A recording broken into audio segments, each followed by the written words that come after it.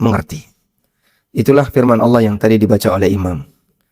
وَجَعَلْنَا عَلَى قُلُوبِهِمْ أَكِنَّةً أَنْ يَفْقَهُوهُ وَفِي آذَانِهِمْ وَقْرًا. Kami jadikan di hati mereka akinnah. Akinnah bermakna penutup, yang dia menutupi hati. Sehingga bukannya nggak paham, bukannya nggak ngerti, tapi nggak mau tahu, nggak mau peduli. Wa fi adhanihim waqra, dan di telinga mereka ada tutup. Sehingga ketika sebuah peringatan itu sampai kepada diri manusia, mudah bagi Allah untuk menghalangi antara pendengarannya dengan nuraninya, kalau itu tidak direspon. Karena itulah Allah Subhanahu wa Ta'ala menyampaikan satu ancaman yang ini sangat berbahaya. Allah Ta'ala mengatakan, Ya ayyuhalladzina amanu stajibu lillahi war rasul idza da'akum lima yuhyikum. Wahai orang yang beriman, istajibu lillahi walir rasuli idza da'akum lima yuhyikum. Penuhilah panggilan Allah dan Rasulnya ketika mereka mengajak kalian lima yuhyikum, untuk menuju kehidupan yang sejati bagi kalian. Kehidupan bagi kalian adalah kehidupan batin. Ketika seseorang mau memahami informasi berkaitan dengan peringatan, lalu ada satu ancaman. Wa'lamu annallaha yahulu bainal mar'i wa qalbi. Sadarilah sesungguhnya Allah Ta'ala bisa menghalangi seorang hamba dengan hatinya. Menghalangi hamba dengan hatinya. Bukankah hatinya ada di dalam hamba itu? Bagaimana Allah menghalangi hamba dengan hatinya? Ada sebuah trigger dan pemicu orang bisa dapat hidayah, berupa peringatan yang dia dengar, baik melalui kajian atau poster kajian. Dia tahu nih, nanti akan ada kajian tentang riba, tapi ketakutan duluan. Trigger itu sampai kepadanya, pemicu untuk bisa mendapatkan ilmu dan hidayah sampai kepadanya, tapi dia nggak mau mendekat. Di saat itulah Allah Subhanahu wa Ta'ala akan menghalangi seorang hamba dengan hatinya. Maka pada saat sudah kondisi seperti ini, walaupun 1000 kata disampaikan kepadanya, mungkin dalam materi Jumatan sudah diperdengarkan, tapi dia nggak mau tahu. Ada banyak sekali berseliweran, misalnya khutbah atau ceramah atau kajian di YouTube dengan judul yang terbaca. Orang itu melihat, tapi dia nggak berani ngeklik dengan masalah akidah, sudah berkaitan dengan masalah keyakinan dia. Karena itu Allah Subhanahu wa Ta'ala mengatakan, Wa idza dzakarta rabbaka fil Qur'ani wahda. Kalau kau menyebutkan tentang Rabbmu yang Maha Esa dalam Al-Quran, orang-orang musyrikin wallau ala adbarihim nufura, mereka ketakutan sehingga berpaling. Orang musyrik itu nggak mau dengerin Quran.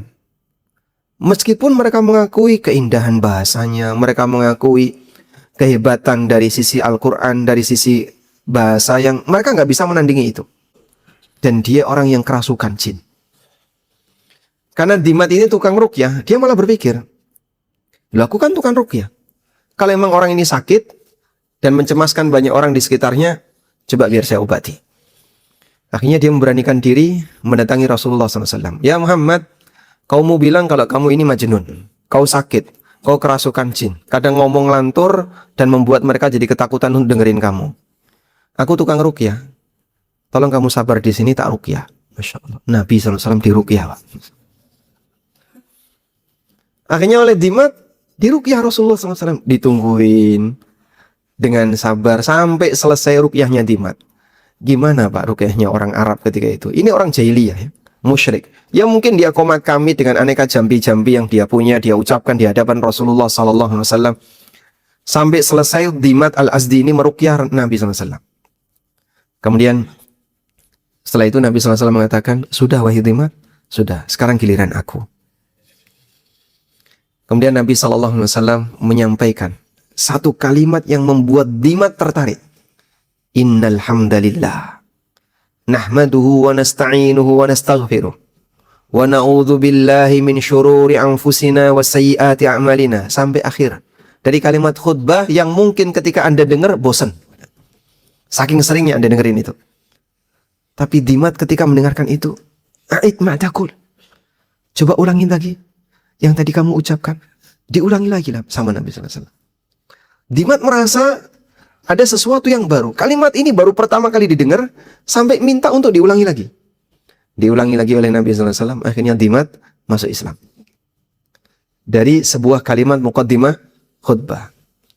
Yang ini kalau disampaikan di sebagian masjid, lagi-lagi nanti nyebut kullu bid'atin dolalah. Karena orang sudah ketakutan kalau muqaddimahnya pakai khutbatul hajah seperti ini. Tayyib, itulah contoh bahasanya orang terkadang menghindar duluan. Dan ketika di posisi dia menghindar, bisa jadi itu akan menjadi penyebab dia dihalangi oleh Allah Subhanahu wa taala untuk mendapatkan hidayah. Walaupun ada juga yang itu menjadi peluang kepo seseorang. Kepo itulah yang kemudian menyebabkan dia penasaran, pengen tahu, malah ngeklik video-video yang kayak gitu. Akhirnya dia dapat hidayah. Mungkin ada salah satu di antara Bapak Ibu sekalian yang awalnya dapat hidayah karena kajian ditolak. Sehingga dia kepo. Kayak apa sih ceramahnya Ustadz yang ditolak? Ya. Kemudian diklik. Oh, ternyata kayak gini. Awalnya mungkin dia dari penasaran. Sampai akhirnya dia tertarik untuk mendengarkan. Baik, Anda penasaran nggak materi hari ini, Pak? Nggak penasaran? Kaidah seputar riba dan penerapannya. Ini mungkin cukup panjang ya. Jadi barangkali nanti saya banyak membaca dan Anda nyimak sambil ngantuk enggak apa-apa. Karena udah biasanya kan Anda ngantuk kalau kajian subuh ya. Bapak Ibu yang dimuliakan Allah, kasus itu banyak. Kasus itu banyak sekali. Dan kajian fikih itu kan kalau boleh kita bagi, bisa kita bagi menjadi dua. Fikih itu ada dua. Masya Allah. Ini yang mana? Nah. Fikih ada dua. Pertama ada fikih dalil. Kemudian yang kedua fikih masail. Fikih dalil itu apa, Pak? Memahami dalil untuk bisa disimpulkan hukum.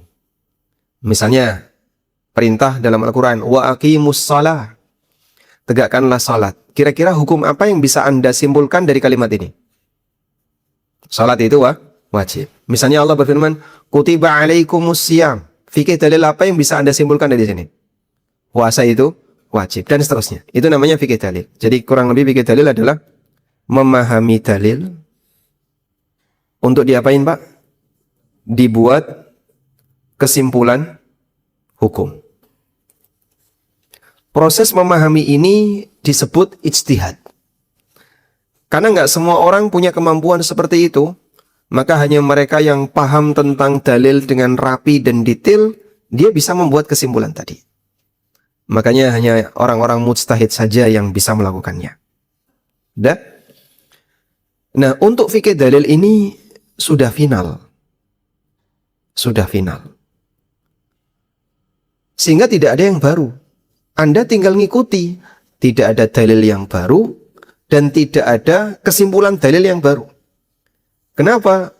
Karena seluruh para ulama salaf masa silam sudah menjelaskan.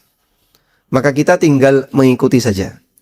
Sehingga saya sebut sudah final, maka generasi setelahnya, generasi setelah sahabat, generasi setelah sahabat, mereka dituntut untuk apa? Tinggal ikut dari para sahabat.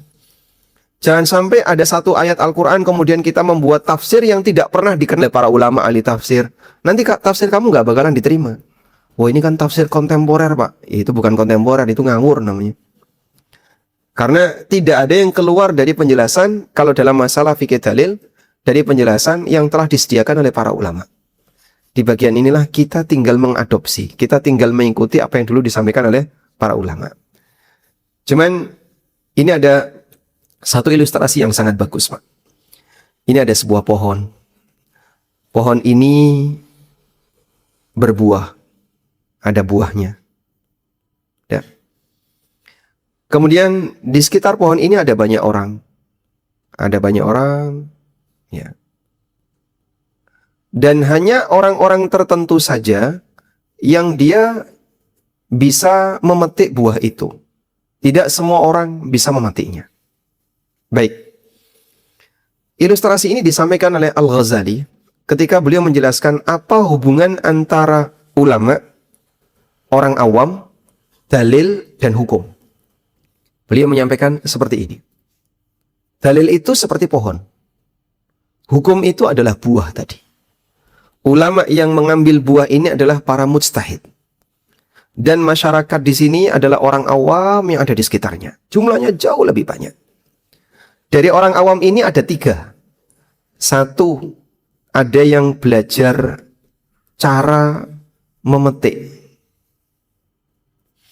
Sehingga dia belajar metodologi dalam beristihad. Contohnya siapa, Pak? Para mahasiswa yang kuliah di UIM, yang kuliah di Riyadh, yang kuliah di Libya, kuliah di STDI, dan beberapa kampus-kampus Ahlus Sunnah yang lainnya, termasuk juga yang belajar-belajar di pondok. Dia belajar metode. Sehingga mereka belajar usul fikih, mereka belajar kaidah-kaidah fikih, qawaid fikih. Yang kedua, ada yang dia makan buah. Tapi dia nggak belajar bagaimana cara memetik buah. Yang ketiga, ada yang nggak peduli, nggak gubris. Buahnya sudah disediakan, tapi dia nggak mau makan. Siapa itu, Pak? Yang nggak gubris belajar, Pak. Sehingga bodoh amat mau diceramai nggak diceramai. Bagi saya yang penting makan, bagi saya yang penting nyambut gawe, kerja, ya. Kemudian berkeluarga, kawin, punya anak, selesai, mati. Dan itu dominan masyarakat. Ulama telah menyediakan buah itu, mereka sudah memetik, disediakan dalam buku-buku dan karya. Tinggal kau nikmati dengan cara baca. Antara yang mau baca dengan yang nggak mau baca, banyak mana? Antara yang mau baca sama yang nggak mau baca? Banyak yang nggak mau baca. Sehingga kalau misalnya, andaikan masyarakat di sekitar masjid ini saja, kita nggak tahu jumlahnya ada berapa kakak. Kalau mereka sadar akan pentingnya belajar tentang riba, mungkin masjid ini nggak muat. Tapi karena banyak yang nggak hadir, banyak yang nggak peduli, nggak mau menikmati buah tadi, Anda bisa mendapatkan tempat dengan longgar. Berarti anugerah bagi yang datang, ya. Masya Allah. Makanya Bapak Ibu yang Allah, ini ilustrasi berkaitan dengan masalah seperti inilah sejatinya hubungan kita dengan agama. Ada yang mau menikmati buah, alhamdulillah. Para mustami yang masih mau dengerin ilmu, berarti dia masih mau menikmati buah berupa hukum-hukum itu. Tapi bagi mereka yang nggak peduli, sudah disuguhkan buah itu, nggak mau nyentuh, ya. Karena dia nggak ngerti yang kayak gini penting. Maka selama dia tidak menikmati nutrisi dari buah ini, bagaimana dia bisa selamat di yaumil qiyamah? Nah, sekarang kita beralih yang kedua. Ada fikih masail. Masail yang saya maksud adalah fikih kasus. Kasus itu berhenti nggak? Tidak, Pak. Sekarang ada kasus, besok ada kasus lagi, besok ada kasus lagi. Terus seperti itu. Sampai kita nggak tahu. Aneka kasus yang baru tiba-tiba muncul di posisi nggak pernah kepikiran. Mungkin sekitar tahun 90-an kan kita nggak pernah kepikiran ada uang digital, ada kripto, ada marketplace. Kita nggak kepikiran. Belakangan ini hal yang biasa. Awal-awal muncul marketplace, geger, ya. Sehingga di mana-mana dibahas dalam kajian-kajian tentang masalah fikih muamalah, ya. Dan walhamdulillah para asatidzah Ahlus Sunnah yang terdepan sebelum yang lain bahas. Dan waktu itu saya menerbitkan satu buku halal haram bisnis online. Itu pas pandemi, ya.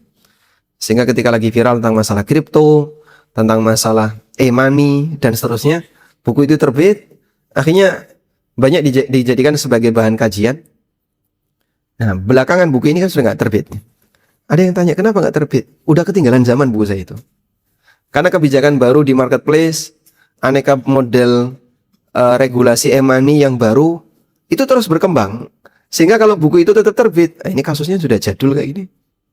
Mungkin sisi pembahasan fikihnya sama, tapi masalahnya, masail kasusnya sudah beda. Nah, buku atau fikih masail ini membahas pendekatan kasus kepada kaidah fikih. Ini yang disebut dengan takyif fikih. Bagaimana kasus-kasus yang baru itu bisa didekatkan dengan kaidah fikih sehingga nanti ditemukan hukumnya. Tujuannya adalah untuk menemukan hukum dan solusi. Maka belajar fikih masail berarti berangkat dari kasus yang ada di masyarakat. Dan untuk yang kedua ini terus berkembang. Dan perkembangannya ini dalam segala bidang, Pak. Sehingga dalam bidang muamalah banyak, dalam bidang kedokteran juga nggak kalah banyak, dalam bidang apa lagi? Dalam bidang politik juga banyak. Untuk membuat lembaga ijtihad berjamaah. Contohnya seperti kalau di Indonesia ya MUI. Itu salah satu di antara contoh ulama berkumpul untuk berijtihad secara berjamaah. Atau Dewan Fatwa Perhimpunan Al-Irsyad. Ada beberapa doktor yang berkumpul di situ. Kalau yang kelas internasional seperti Majma' Fikih Islami, baik yang di bawah OKI maupun yang di bawah Robito, kemudian beberapa hay'ah kibar ulama. Salah satu di antara manfaat belajar kaidah adalah orang akan bisa merangkum banyak kasus dengan satu kaidah. Kaidah pertama, mengambil manfaat dari utang adalah riba. Kullu qardin jarra manfaatan fahuwa riban. Semua utang yang menghasilkan manfaat, maka manfaat itu adalah riba. Baik. Jadi yang berstatus riba adalah manfaatnya. Kalau utangnya tetap utang. Yang berstatus riba apanya? Manfaatnya. Maka kalau Bapak melihat ada kasus gini. A utang B. A utang B senilai 10 juta. Ini akadnya utang. Ya? Lalu A mengembalikan 11 juta. Ribanya yang mana? A 10 juta, B 11 juta, atau yang mana? 11 juta. 1 juta. Sehingga ribanya di sini adalah 1 juta. Pertanyaannya, 10 juta ini riba atau tidak? Riba atau bukan? Ya? Bukan riba. Uang utang. Riba atau bukan? Bukan. Kenapa? Ya, ini uang utang. Dan utang itu halal atau haram? Halal ya. Ribanya adalah saat dia mengembalikan sampai 11 juta. Sehingga tambahan 1 juta inilah riba. Baik. Lalu Pak, berarti utang 10 juta ini boleh Pak? Halal Pak? Ya kalau bicara halal, halal. Berarti alhamdulillah. Kok alhamdulillah gimana? Kau berdosa. Dosanya di mana? Nah, maka di sini bedakan ya. Ada riba senilai 1 juta tadi dan ada dosa perbuatan. Dosa perbuatan ini meliputi kesepakatan. Kau kan kemarin sepakat ya. Kalau utang 10 juta, kau bakal bayar 11 juta. Waktu itu sepakat nggak? Ya sepakat, Pak. Kan kita saling ridho. Dari Ali bin Abi Thalib secara marfu dari Nabi SAW, namun sanadnya dhaif. Kemudian diriwayatkan Al-Baihaqi dengan sanadnya dalam Sunan Al-Kubra dari sahabat Fudalah bin Ubaid radhiyallahu anhu secara mauquf. Mauquf itu apa? Perkataan sahabat. Jadi ringkasnya, kalau ini disebut sabda Nabi, salah. Ini bukan sabda Nabi SAW. Sanadnya dhaif kalau disebut sabda Nabi SAW. Tapi kalau ini disebut perkataan Fudalah bin Ubaid, benar. Ini sahih sampai Fudalah bin Ubaid. Al-Baihaqi mengatakan, waruwina Ani bin Mas'ud, dan kami mendapatkan riwayat dari Ibnu Mas'ud, Ibnu Abbas, Abdullah bin Salam, wa ghairihim, dan beberapa sahabat yang lain, fi makna, yang semakna dengan itu. Waruya, dan diriwayatkan dari Umar, Ubay bin Ka'ab, radhiyallahu anhuma. Sehingga ini pernyataan dari para sahabat. Apapun itu, ulama sepakat bahwasanya prinsip ini adalah benar. Semua utang menghasilkan manfaat, maka status manfaat itu adalah riba. Ibnu Qudamah mengatakan, kullu qardin syurrita bihi ayyazidahu fahuwa haramun bighairi khilaf. Semua utang yang mempersyaratkan harus dilebihkan pelunasannya, hukumnya haram tanpa ada perbedaan pendapat ulama. Artinya sepakat ulama. Selanjutnya, ini kaidah umum yang baku ya. Kaidah umum yang baku. Semua transaksi utang menghasilkan manfaat riba. Nah, cuman begini, Pak. Mereka bersembunyi di balik kata utang. Ini nggak utang kok, ini jual beli. Kalau jual beli kan boleh ada keuntungan. Dan kami tidak melakukan utang, kami jual beli. Nah, disitulah kemudian butuh pembuktian. Ini jual beli atau utang? Sehingga ketika ada orang transaksi dengan bank syariah, lalu mereka bilang, kami tidak riba, yang kami setorkan ini adalah margin. Margin ini kan ungkapan yang ambigu ya.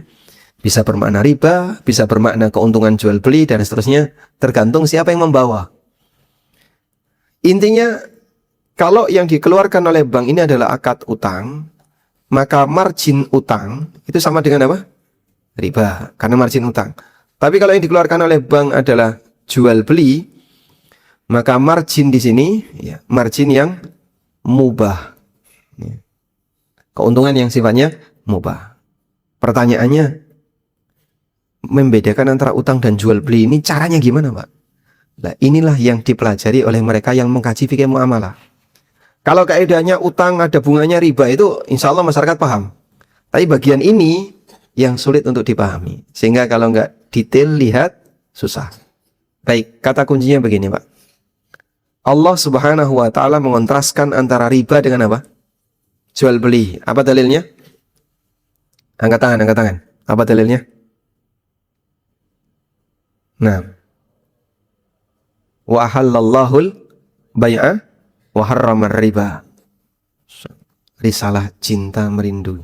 Nggak tahu isinya apa ya. Dapat hadiah. Wa ahallallahul bai'a wa harramar riba. Allah halalkan jual beli dan Allah haramkan riba. Sehingga di situ dibuat kontras oleh Allah. Jual beli lawannya riba. Begini Pak ya. Maka berarti dua hal ini berbeda. Bahkan Allah katakan yang satu halal, satu haram. Kalau hukumnya beda, berarti hakikatnya beda.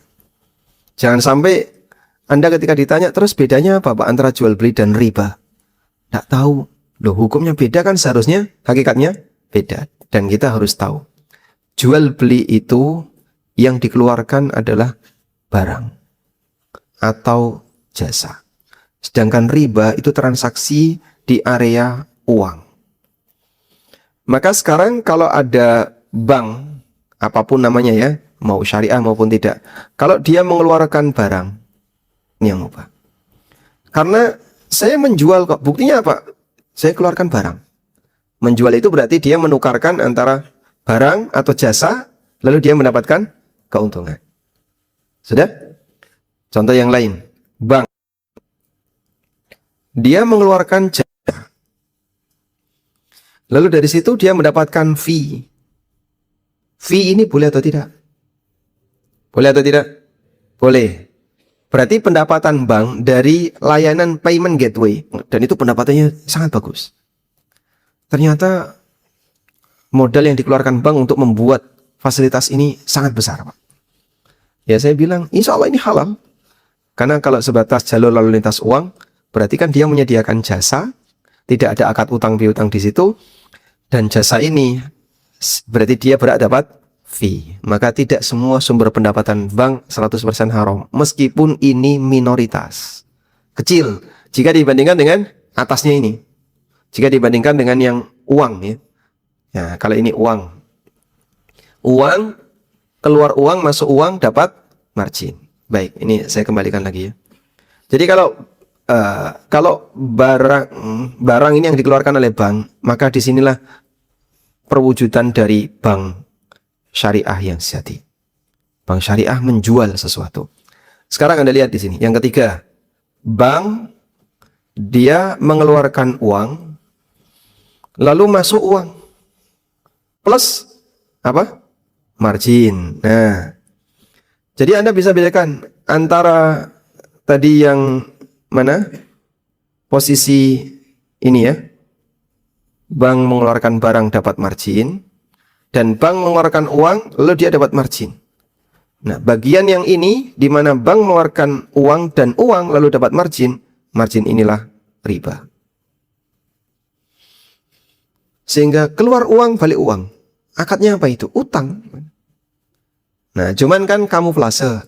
Gini, kita nggak utang. Caranya gimana? Wakalah. Nah, kamuflase utangnya di wakalah tadi. Kalau wakalah, boleh nggak wakalah, Pak? Bank mewakilkan nasabah untuk berangkat sendiri ke dealer, sehingga posisi nasabah sebagai wakil dari bank. Boleh, tapi kau jangan serahkan uangnya ke nasabah. Yang terjadi, nasabah tadi dibuatkan rekening, ya, ketika dia mau mengajukan mobil misalnya, dibuatkan rekening, lalu bank naruh uangnya di rekening itu. Nah, nanti rekening ini dipakai untuk membayar unit yang mau diambil oleh bank. Jadinya kan bank tetap menyerahkan dalam bentuk apa? Uang, bukan dalam bentuk barang. Kalau mau seperti di atas, ya bank beli dulu dari dealer, setelah dikuasai, dijual ke nasabah. Itulah dia mengeluarkan barang dan terima uang. Insya Allah jelas ya. Baik, alhamdulillah. Kita lanjutkan. Beberapa penerapan kaidah. Pertama, bunga bank atas pengajuan kredit. Semua pengajuan kredit di bank dengan ketentuan harus membayar bunga sekian persen per bulan, statusnya riba dengan sepakat ulama. Bunga atas pinjaman ini adalah manfaat yang didapatkan pihak bank karena memberikan dana utangan ke nasabah. Muktamar Majma' al-Buhuth al-Islamiyah ini berada di Mesir ya. Majma' al-Buhuth al-Islamiyah yang saya sebut tadi, Istihad Jama'i. Dan ini contoh lembaga internasional yang melakukan istihad jama'i diprakarsai oleh Universitas Al-Azhar dan dipimpin oleh Syekhul Azhar. Maka kalau Bapak dengar ulama bergelar Syekhul Azhar, itu adalah pemimpin dari Majma' Buhuth al-Islami di Kairo.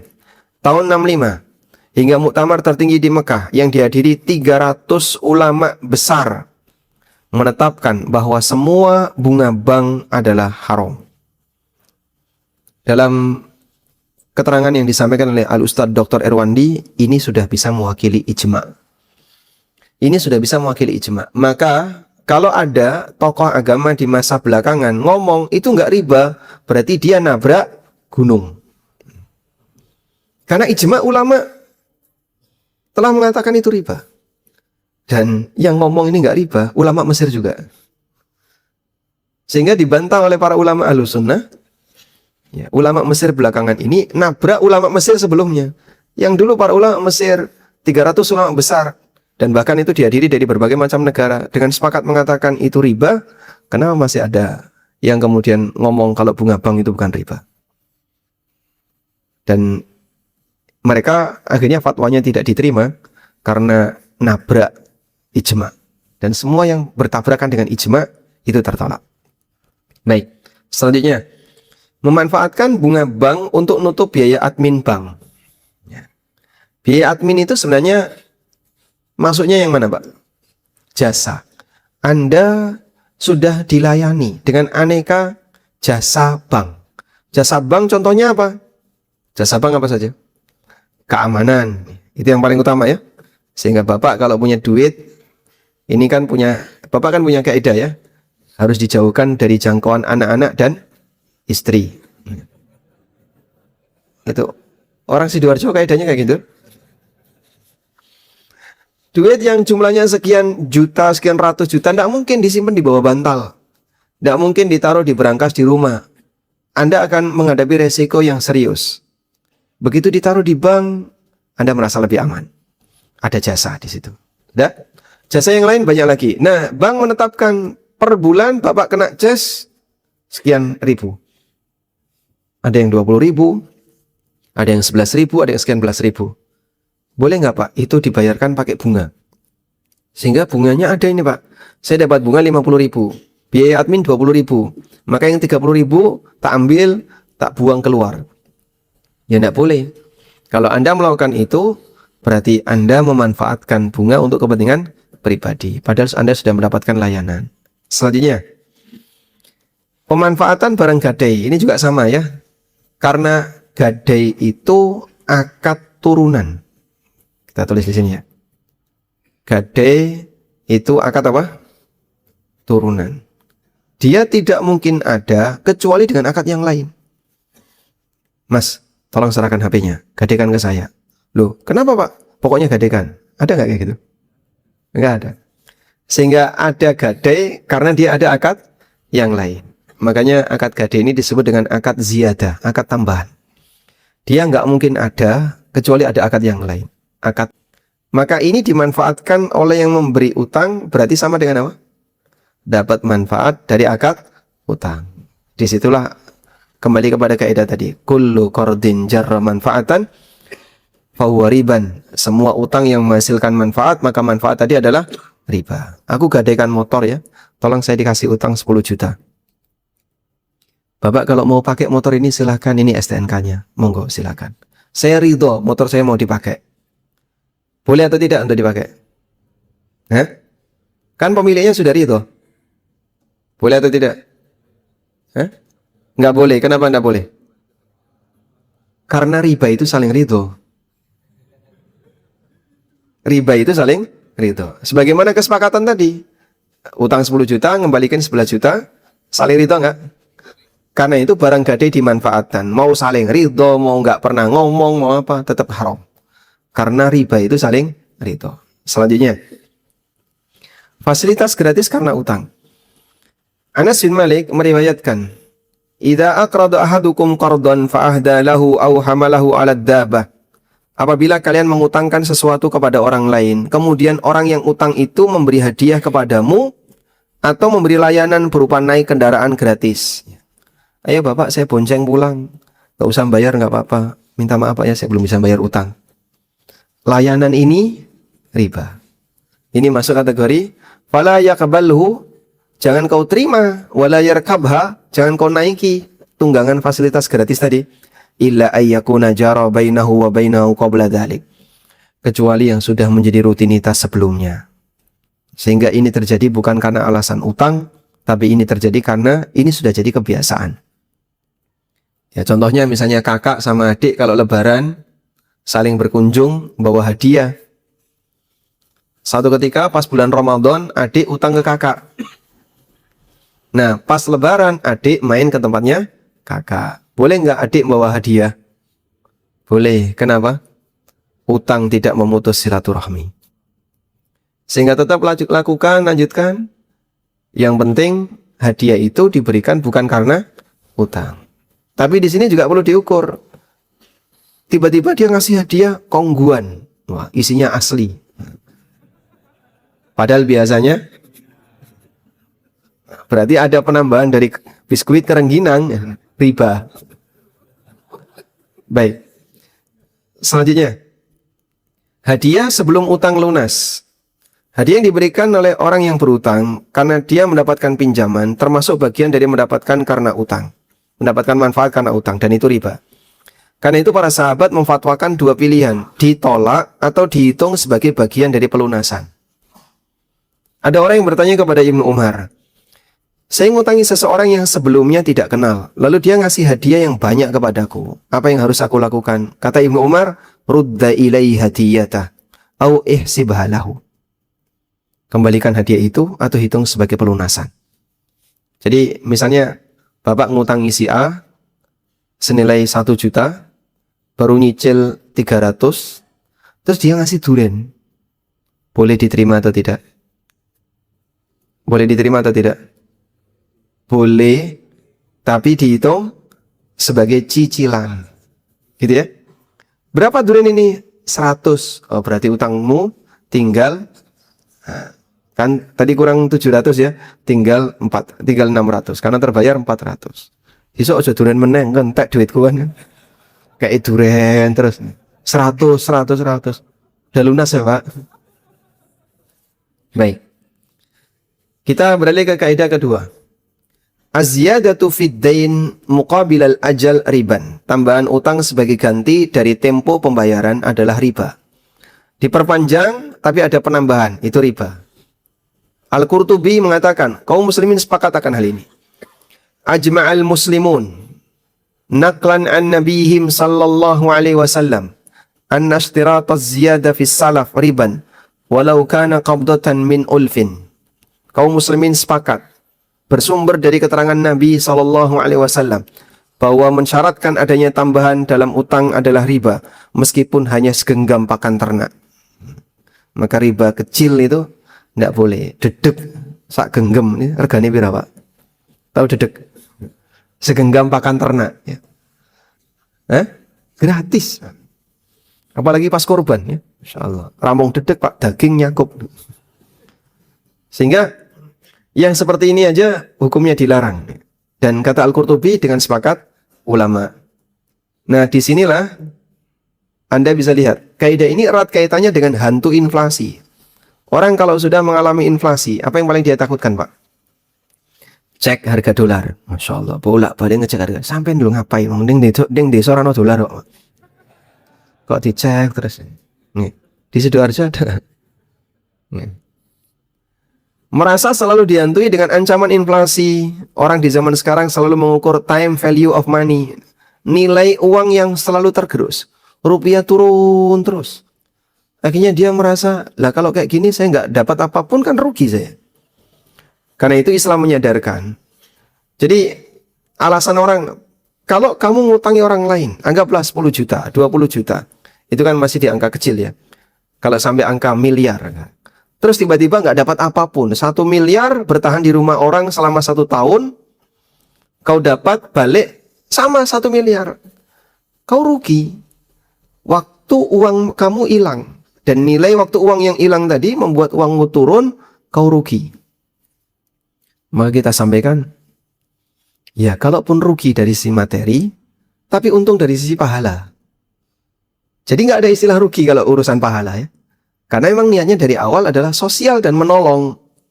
Bukan niat dari awal untuk cari keuntungan. Jadi kira-kira kalau ada orang yang memberi sedekah senilai 10 juta, rugi nggak Pak? Aku rugi telah sedekah 10 juta. Ada kayak gitu Pak? Ya? Nggak ada. Orang tidak akan berpikir kalau dia rugi 10 juta ketika dia sedekah. Maka Anda jangan berpikir yang sama ketika Anda ngasih utang ke orang lain. Ya anggaplah misalnya 1 miliar ternyata balik 1 miliar ya. Seharusnya 1 M selama 1 tahun ya. Anggaplah jadi 1 M 10 juta. Ya, Anda sedekah 10 juta. Tapi duit Anda balik utuh. Disinilah Nabi SAW mengatakan, kullu qardin sadaqah. Semua utang itu sedekah. Agar orang sadar bahasanya yang dia cari namanya sedekah ya. Resiko materi, tapi keuntungan pahala. Jangan berpikir resiko materi lagi. Karena yang pasti akan ada resiko materi itu. Tapi yang kau cari adalah pahala. Dengan memahami ini, tidak akan ada istilah menghitung nilai waktu uang. Karena seorang muslim memberikan utang kepada orang lain. Prinsip dia adalah membantu dan beramal, bukan cari untung. Ini beberapa penerapannya tentang sistem bunga berbunga, compound interest. Jadi utang bertambah karena bunga, nanti ini dibungakan lagi, bertambah lagi, akhirnya nggak ada ujungnya. Walaupun 1%, tapi kali 100 bulan, 1% per bulan, kali 100 bulan, jadi 100 kali. Disitulah Allah Ta'ala melarang, ya ayyuhalladzina amanu la ta'kulur riba adha'afan mudha'afa. Wahai orang yang beriman, jangan kau makan riba secara berlipat ganda. Ayat ini kan dipelesetkan sama orang. Pak, yang dinyatakan oleh Al-Quran, yang dilarang itu kan riba adha'afan mudha'afa. Riba yang adha'afan, yang berlipat. Baik mas, ayat ini menegaskan riba yang dilarang yang berlipat. Kalau riba itu dibiarkan saja, berlipat nggak kira-kira? Ya pasti berlipat. Walaupun 1%. 1% per bulan. Ya, 1% per bulan. Kali 100 bulan kan berarti? Sudah? 100%.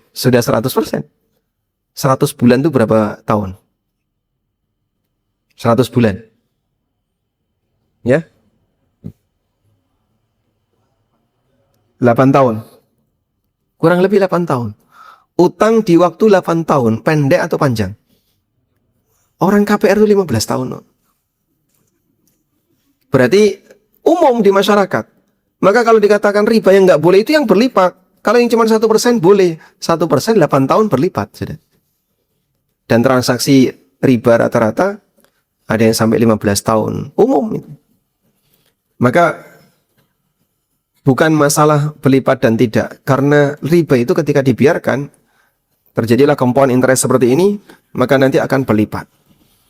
Selanjutnya, menaikkan harga kredit setelah jatuh tempo. Dalam istilah bank ini disebut dengan restrukturisasi akad, restrukturisasi transaksi. Sehingga misalnya Anda beli sebuah unit, ini kemarin harganya 500 juta selama 10 tahun. Udah?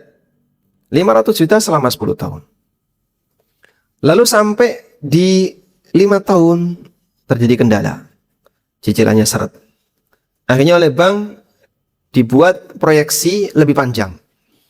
Baik Pak, kami buatkan jadi 15 tahun. Dibuat restruk ya. Dari 500 jadi 600. Tapi cicilan Bapak jadi lebih kecil karena lebih panjang. Totalnya 600 juta. Ada pertambahan harga disebabkan karena apa? Cicilannya yang lebih panjang. Ketika itu terjadi, maka ada penambahan karena jatuh temponya ditambah. Dan itu masuk kategori riba. Baik. Selanjutnya, kaidah ar-riba la yajuzu qaliluhu wa la kathiruhu. Riba itu hukumnya nggak boleh baik sedikit maupun banyak. Kaidah ini disampaikan oleh Ibnu Abdul Bar dalam kitabnya At-Tamhid Syarah Muwatta Imam Malik. Ibnu Qudamah mengatakan, ma jarar riba fi kathirihi jara fi qalilihi. Semua yang berlaku riba dalam jumlah besar juga berlaku riba dalam jumlah kecil. Kaidah ini semakna dengan pernyataan Ka'ab al-Ahbar. Lihat ini. Di an azniya thalathan wa thalathina zaniya. Andaikan aku berzina sebanyak 33 kali. Ahabbu ilayya. Lebih saya sukai. Min an akular riba dirhaman. Ya'lamullahu anni akaltuhu hina akaltuhu riban. Daripada aku makan 1 dirham riba. Di posisi aku tahu. Allah tahu kalau aku telah mengetahui itu riba. Ini gambaran umum tentang bagaimana orang mengukur kualitas dosa. Ini bukan bicara pilihan dosa ya. Wah, boleh kayak gitu zina saja. Gagal pahamnya terlalu jauh. Tapi yang dimaksud di sini adalah beliau sedang mengukur kualitas dosa. Kualitas dosa ini lebih berat daripada kualitas dosa itu. Beda dengan gharar. Keduanya sama-sama dilarang. Hanya saja untuk gharar yang nilainya kecil boleh. Sebab manusia itu tidak tahu hal yang gaib. Maka ada bagian ketidaktahuan yang mewarnai transaksi. Sehingga di situ menyebabkan orang itu tidak bisa lepas dari yang namanya gharar. Karena itu Ibnu Abdul Bar mengatakan, ar-riba la yajuzu qaliluhu wa la kathiruhu wa laysa kal gharari alladhi yajuzu qaliluhu wa la yajuzu kathiruhu. Riba itu boleh, riba itu dilarang sedikit maupun banyak. Tapi untuk gharar tidak sama seperti riba, boleh sedikit, tidak boleh ketika banyak. Gharar sedikit itu boleh. Tidak jelas sedikit itu boleh. Kenapa Pak? Karena kita tidak tahu gaib. Misalnya ya, Bapak beli HP Pak. Apakah dibongkar isinya Pak? Saya pengen tahu semuanya biar nggak gharar. Dibongkar, IC-IC-nya bongkar ya. Anda beli mobil, apalagi yang bekas, dibongkar mesinnya nggak? Apa yang Anda bongkar? Remnya dibongkar. Apakah bannya dibongkar? Untuk lihat rem? Tidak. Kapnya dibuka ya. Turun mesin tak? Enggak. Sehingga kita transaksi seperti itu, ada banyak hal yang kita nggak tahu. Gharar nggak? Terus Anda beli. Itulah contoh gharar kecil. Dan hampir semua transaksi kita bernuansa gharar. Tapi gharar yang ringan sehingga tidak dipermasalahkan oleh para ulama. Kalau gharar itu tidak boleh sama sekali, kita nggak bisa akad Pak. Ini gharar, ini gharar, ini gharar. Coba transaksi apa yang tidak ada ghararnya? Mungkin ini ya. Jual beli air mineral yang sudah dihilangkan mineralnya. Disaring pakai reverse osmosis ya. Nah, ketika Anda beli ini harganya berapa? 1.000. Kelihatan berapa mili, Warnanya juga kelihatan, nggak ada gorornya. Mungkin hanya satu ini, Pak. Sisanya goror semua sudah. Selanjutnya, mengapa goror sedikit dibolehkan, sementara riba sekecil apapun tidak boleh? Karena sisi bahaya riba lebih parah daripada goror. Asas riba adalah kezoliman. Maka dolim sekecil apapun dilarang. Beda dengan goror yang asasnya adalah jahalah, ketidakjelasan. Goror yang kecil hampir tidak bisa dihindari dalam transaksi. Sehingga jika semua goror dilarang, akan sangat merepotkan kehidupan manusia. Atau bahkan mungkin kita tidak bisa bertransaksi sama sekali. Mau beli ini, ada yang nggak jelas. Mau beli ini nggak jelas. Baik, selanjutnya. Ini ada keterangan dari Syekhul Islam. Wa mafsadatul gharar aqallu minar riba. Mafsadah, sisi kerusakan goror, lebih ringan daripada riba. Karena itu dibolehkan untuk goror yang menjadi kebutuhan masyarakat. Fa inna tahrimahu asyaddu dararan min darari kaunihi ghararan. Karena kalau itu diharamkan lebih berbahaya daripada membiarkan sisi gorornya. Kalau seluruh goror dilarang, kita nggak bisa bergerak sudah. Berarti kan maslahat manusia banyak yang hilang. Baik. Ini beberapa penerapan kaidah. Jangan lihat besar kecilnya ya. Kur itu hanya 9% setahun. Dulu waktu buku ini saya tulis. Sekarang 6% setahun.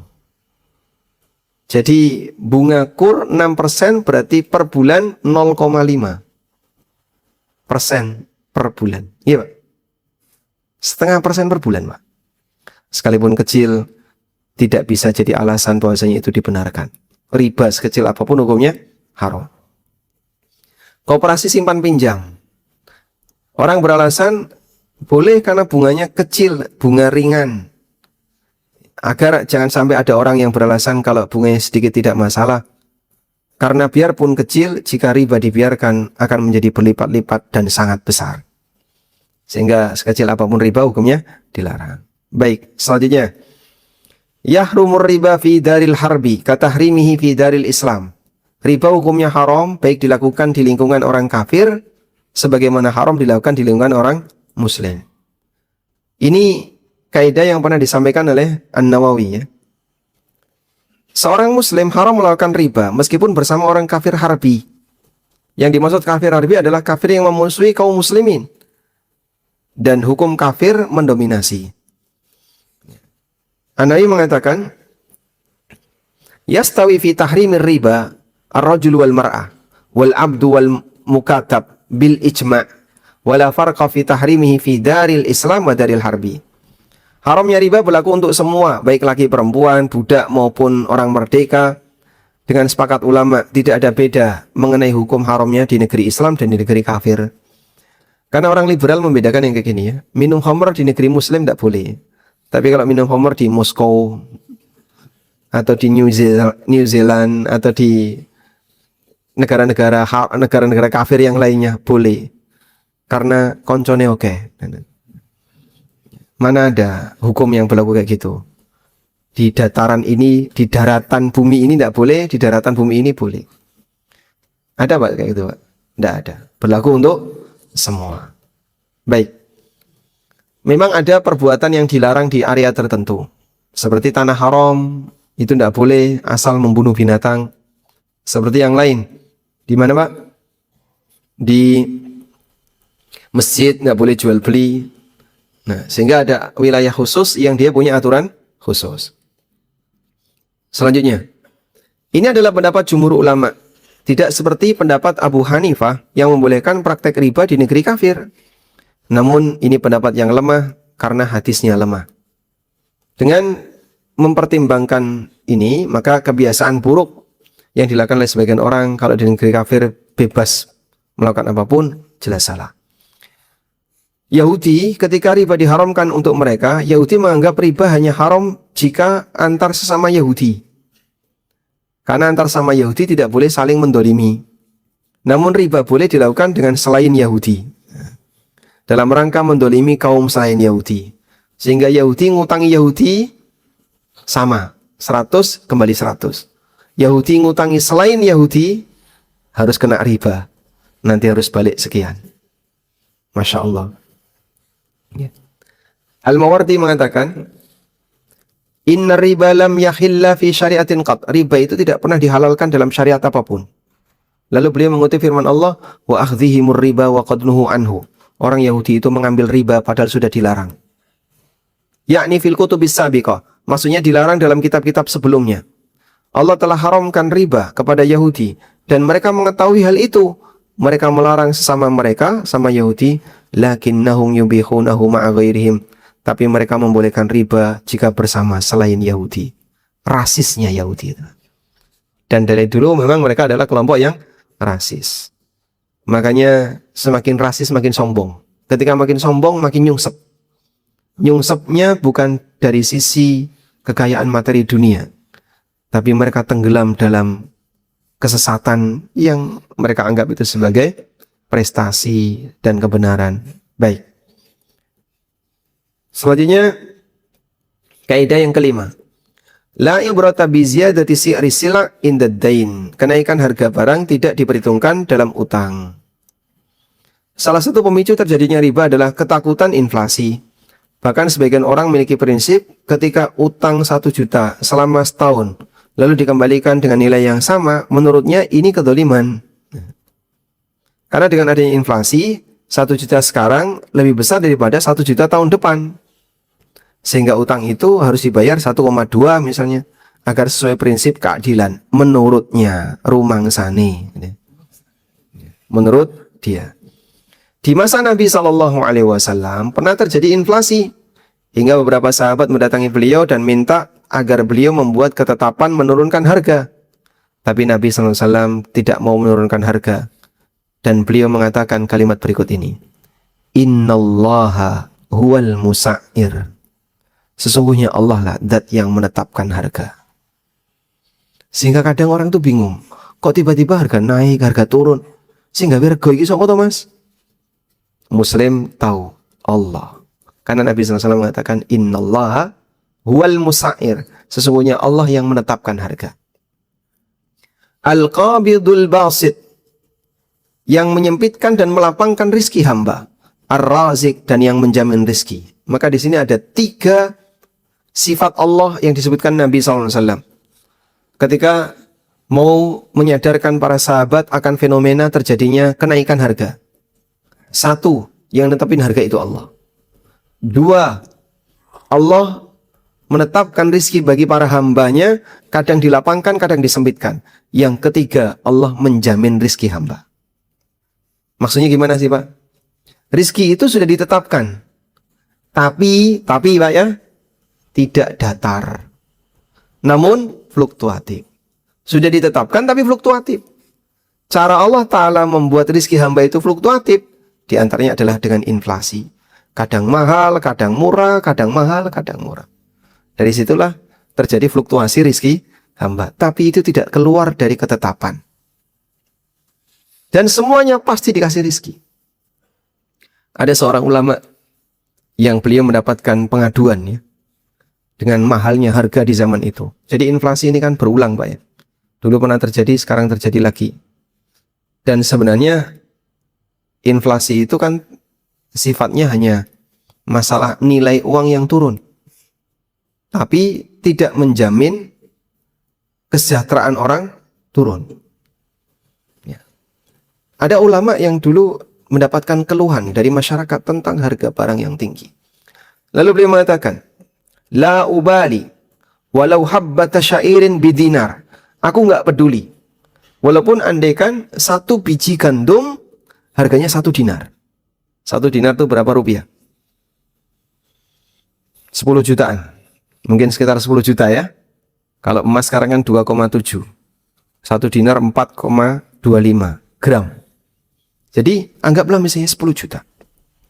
Aku nggak peduli walaupun sebiji beras, saupo, sego, harganya 10 juta. Jadi kalau ada orang yang mangan samploan, Pak, itu ratusan juta itu. Andaikan terjadi inflasi separah-parahnya, 1 biji beras itu harganya 10 juta. Orang makan sesuap ratusan juta. Aku nggak peduli. Alayya an a'budah kama amarani wa alaihi ayyarzuqani kama wa'adani. Kewajibanku adalah beribadah kepada Allah sebagaimana Allah perintahkan untukku. Dan Allah menjamin kalau dia akan berikan rizki kepadaku sebagaimana janji yang telah dia berikan kepadaku. Beliau menyimpulkan firman Allah Subhanahu wa taala, "Wa'mur ahlaka bis-shalati wastabir 'alaiha, la nas'aluka rizqa, nahnu narzuquka." Perintahkanlah anakmu dan keluargamu serta dirimu untuk salat dan menjaga salat. Aku tidak minta rizki darimu. Aku yang memberi rizki kepadamu. Baik. Jadi seperti inilah cara untuk menanggapi inflasi ya. Nggak usah takut Pak. Yang ngasih rizki di saat harga murah juga sama dengan yang ngasih rizki di saat harga mahal. Dan yang penting bisa beli. Murah nggak bisa beli, mahal bisa beli. Pilih mana? Hah? Pilih mana? Murah bisa, nggak ada pilihan itu kok. Murah nggak bisa beli, mahal bisa beli. Pilih mana? Yang penting kan bisa beli.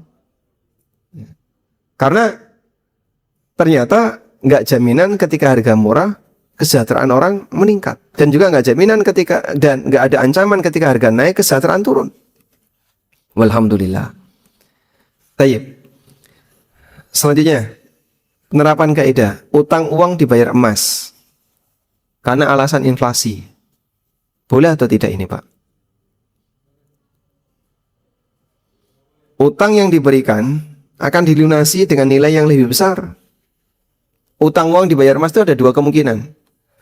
Sebenarnya dibayar pakai sama-sama uang, cuman kursnya pakai emas. Ini tak kasih ya, 100 juta. 100 juta sekarang, anggaplah misalnya harga emas 1 jutaan. 100 juta sekarang 100 gram. Dah, ini buat kamu, utang ya. Dibayar kapan? Sak kobermu. Pokoknya pakai emas, pakai kurs emas. Setelah 5 tahun harga emas 1,5 juta. Maka 100 juta jadi berapa? 150. Tambah 50 itu punya siapa? Ya itulah riba. Itu adalah riba. Karena yang diserahkan tadi uang bukan emas. Berarti kalau pengen dia bayarnya pakai emas, kau serahkan emas agar nanti kau dapat pengembalian emas. Karena utang dikebayarkan sesuai yang diterima. Wallahu a'lam. Selanjutnya, ar-riba yajri fi kullin nuqud. Riba itu bisa berlaku untuk semua mata uang. Dinar dan dirham juga bisa berlaku riba. Makanya kalau orang meneriakkan, solusi riba adalah kembalikan ke dinar dan dirham. Dulu di zaman Nabi SAW saat ayat riba itu turun, mereka melakukan riba pakai dinar dan dirham. Bukan fisik uang, tapi metode dalam transaksi. Oh, tapi kan emas itu lebih real. Emas real itu kan karena diakui, karena pengakuan.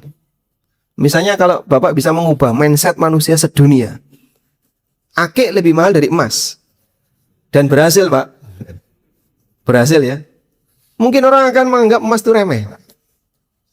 Cuman kan mengubah mindset kayak gini, tidak bisa.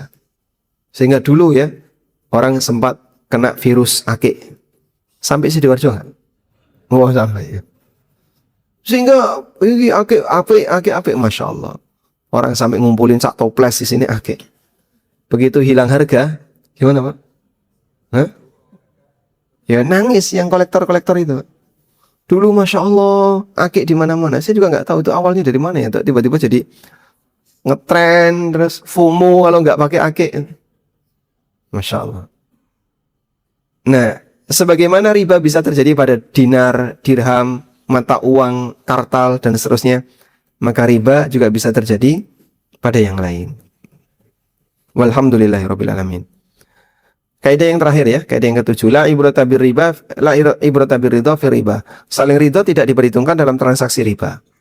Karena sesuatu yang haram, walaupun saling ridha, tidak boleh dilakukan. Jual beli khamar itu saling ridha. Tapi haram. Nah, baik, mungkin itu yang bisa kita bahas. Semoga bermanfaat. Wassallallahu ala nabiyyina Muhammadin wa ala alihi wa sahbihi wasallam. Silakan dari tes. Jika ada pertanyaan, mungkin dari Ada takut, Pak. tapi tidak usah.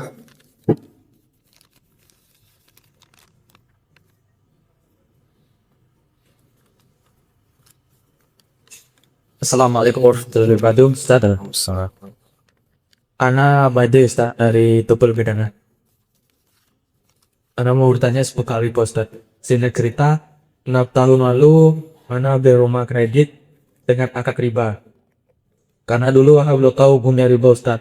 Setelah tahu, mungkin sekitar 2 bulan lalu, Ana oper kredit dengan akad riba Ustaz. Dan alhamdulillah sekarang Ana terbebas dari cicilan riba. Dan sudah tidak masalah lagi kita kejaran dengan riba Ustaz. Tapi yang jadi permasalahannya, kemarin kan over kreditnya di bank yang sama, dengan metode cicilan yang sama. Hanya bedanya sekarang yang mau cicil orang lain Ustaz. Namanya masih atas nama Ana, karena rumahnya belum lunas, belum bisa bayar kembali. Pertanyaan Ana, apakah Ana masih tetap menjadi pelaku riba? Karena Ana takut dengan dosa riba Ustaz. Wassalamualaikum warahmatullahi wabarakatuh. Waalaikumsalam warahmatullahi wabarakatuh. Mengalihkan maksiat ke orang lain. Ta'awun 'alal itsmi wal udwan. Berarti tolong-menolong dalam dosa dan maksiat. Cuman yang tadi Anda sebut, saya sudah terbebas dari riba. Itu mungkin yang terjadi begini ya. Cicilan bulanan. Nah, begini kan? Anda KPR berapa tahun? Misalnya 5 tahun. Atau berapa tahun? 15 tahun. Masya Allah ya. 15 tahun. KPR selama 15 tahun. 15 kali 12. Karena rumus cicilan rumusnya apa, Pak? Sama dengan pokok plus riba. Maka bulan ini dia ngasih riba, bulan depan ngasih riba lagi, bulan depan ngasih riba lagi. Selama 15 tahun. Sehingga tiap bulan selama 15 tahun dia dilaknat. Karena kan memberi riba itu isinya apa? Kutukan. Sebagaimana yang dikatakan oleh sahabat Jabir. La'ana Rasulullah SAW akila riba wa mukila. Rasulullah SAW mengutuk orang yang makan riba dan memberi riba. Sehingga kalau ini bertahan, Anda bulan ini ngasih riba, bulan depan ngasih riba lagi, bulan depan ngasih riba lagi. Itu mengulang maksiat dan dosa besar. Maka saat ini Anda tutup, dialihkan ke si A. Ya, dosanya pengalihan dosa lagi. Mengalihkan dosa itu yang menyebabkan dia berdosa. Terus gimana, Pak? Ya, selama si A berdosa, yang menjadi penyebab si A berdosa ikut berdosa. Makanya sebenarnya solusinya bukan oper kredit seperti ini. Tapi lebih tepatnya solusinya adalah Anda cari yang bisa membeli tunai. Atau Anda lunasi lebih cepat. Dengan cara utang ke siapa yang kira-kira bisa ngasih utangan, lalu lunasi lebih cepat. Begitu nutup, ketika dilunasi lebih cepat kan mungkin tetap ada ribanya. Cuman sekali itu sudah, selanjutnya sudah tidak ada lagi. Itu mungkin sebagai solusi yang tepat. Baik mau dimiliki sendiri atau mau dijual ke orang lain. Tapi sekali itu. Nah, pertanyaannya, rumah hasil KPR ini halal atau haram? Rumah hasil KPR halal atau haram? Halal. Kenapa halal? Karena dari hasil jual beli. Anda membeli ke developer tapi nggak punya duit, lalu diutangi sama bank. Nah, disitulah sisi masalahnya, karena nanti akan ada bunganya. Wallahu a'lam. Selanjutnya banget, silakan.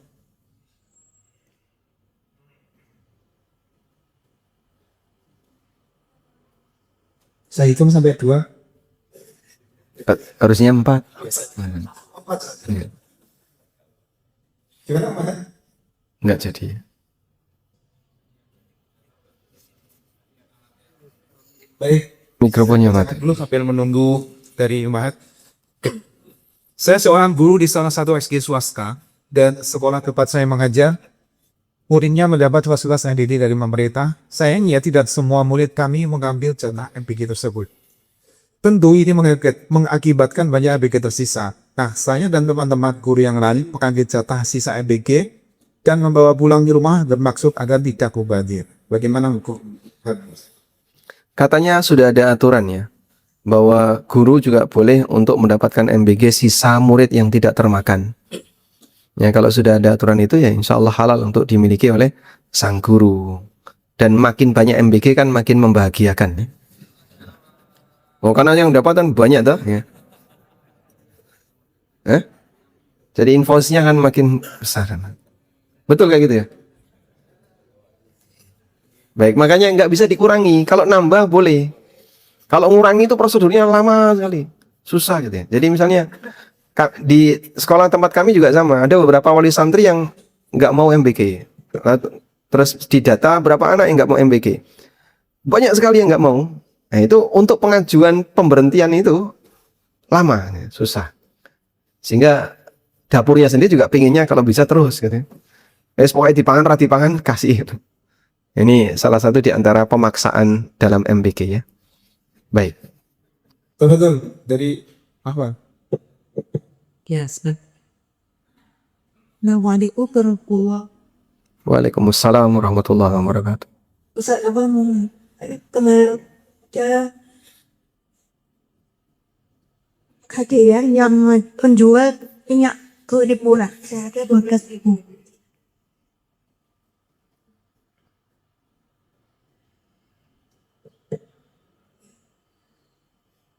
Dengan persyaratan monitor diri dan nomor HP. Kalau kita tidak bisa membeli minyak goreng tersebut. Ya, Jadi cuman store nomor HP sama identitas KTP ya. nah ini pertanyaan kami, ini diperbolehkan atau tidak? Kalau seumpama tidak diperbolehkan, barang yang sudah kami beli itu boleh dikasihkan orang lain atau harus dibuang sah? Baik. Anda lihat ini ya. Mohon keterangan. Barakallahu fiik. Ketika seseorang bertransaksi dengan pelaku riba, ini boleh atau tidak? Anda bertransaksi dengan pelaku riba, boleh atau tidak? Hah? Boleh, asal bukan transaksi riba. Sehingga ketika kita bertransaksi dengan akad mubah, dengan pelaku riba, akadnya mubah, tapi lawan transaksi kita pelaku riba. Ini seperti akadnya Nabi SAW dengan Yahudi, yang mereka juga pelaku riba. Anggaplah misalnya lembaga ini, Pegadaian ini melakukan transaksi riba. Lalu dia jual minyak goreng murah dengan harga sekian belas ribu. Syaratnya harus store KTP dan nomor HP. Ya, store KTP dan nomor HP kan bukan alat bayar ya. Itu hanya sebatas database yang ingin mereka miliki. Ya. Sah-sah saja. Kalau Anda merasa aman, tidak akan disalahgunakan. Kalau KTP Anda takut nanti disalahgunakan, malah dipakai pinjol dan seterusnya, misalnya ya, maka Anda boleh saja untuk menolak. Ini masalah keamanan, tapi itu sifatnya kebijakan pribadi. Namun dari sisi skema akad tidak ada masalah. Wallahu a'lam. yang kedua Ustaz, pada saat pensiun kita mendapatkan pilihan pengambilan pensiun. Yang pertama, pensiun boleh diambil semuanya. Yang kedua, boleh diambil sebagian dan sisanya diambil tiap bulan selama seumur hidup, seperti pensiunnya di ASN. Apakah seperti itu boleh ada bagaimanapun? Nah, semua pemberian negara untuk rakyat, insya Allah berhak untuk diterima. Sehingga kalau ada peraturan pensiunan bisa diambil di awal atau bisa juga diambil bulanan, ya, sebagaimana peraturan yang berlaku, dua-duanya insya Allah mubah, halal. Wallahu a'lam. Nah. Waalaikumsalam warahmatullahi wabarakatuh. Bismillah, Ana mau tanya, Ana seorang karyawan, sebenarnya benar-benar nanti lagi ini, Ana mungkin sih ya Ustaz, dan dapat JHT dari BPJS Ketenaga Kerjaan. Jadi, JHT ini manfaatnya akan Ana terima setelah yang tidak bekerja ketika kotok 2% dari gaji pokok sekian bulannya. Nah, setahu Ana nanti akan ada biaya apa terus, kan ada biaya pengembangan dari pemerintah, sih kita mengambil JHT tersebut nantinya. Apakah biaya pengembangan ini riba? Dan jika itu riba, apakah boleh anak pokoknya saja lihat biaya pengembangannya untuk membantu bayar hutang ibu anak, bukan utang anak. Jazakumullah. Iuran JHT atau jaminan kematian ya, ada jaminan hari tua, ada kematian, ada apa lagi? Ada kecelakaan kerja dan seterusnya. Asuransi ketenaga kerjaan ini kan produknya banyak. Dan di situ iurannya 2,5% dari gaji plus N% dari perusahaan. Totalnya berapa? 5%. 5%. Jadi misalnya totalnya 5%.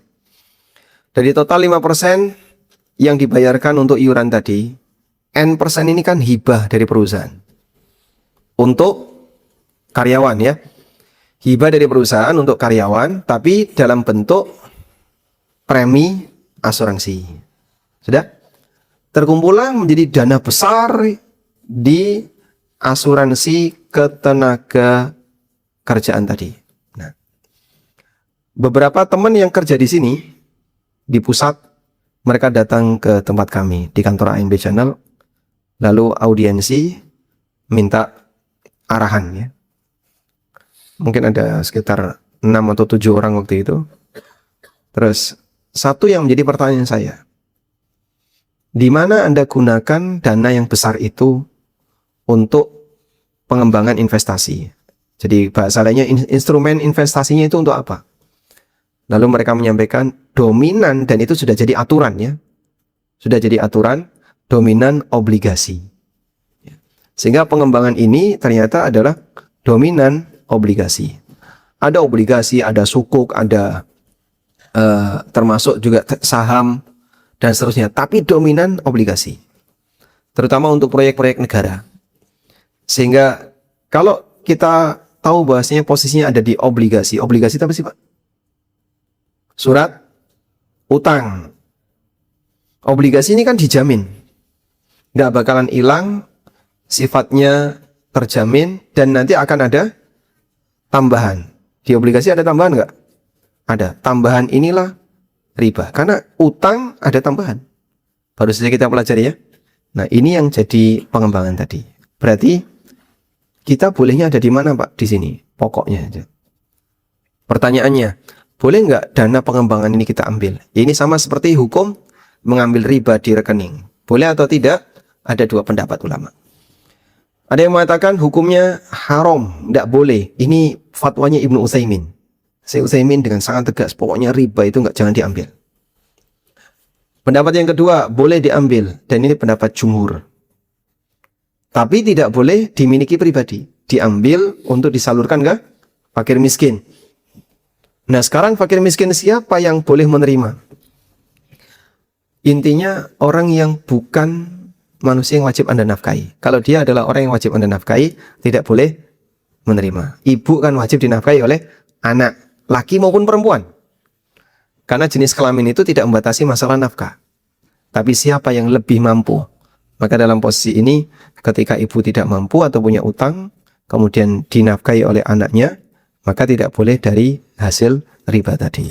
Wallahu a'lam. Walhamdulillahirabbil alamin. AC sudah mati, kita harus selesai. Kayaknya sudah sampai di sini ya.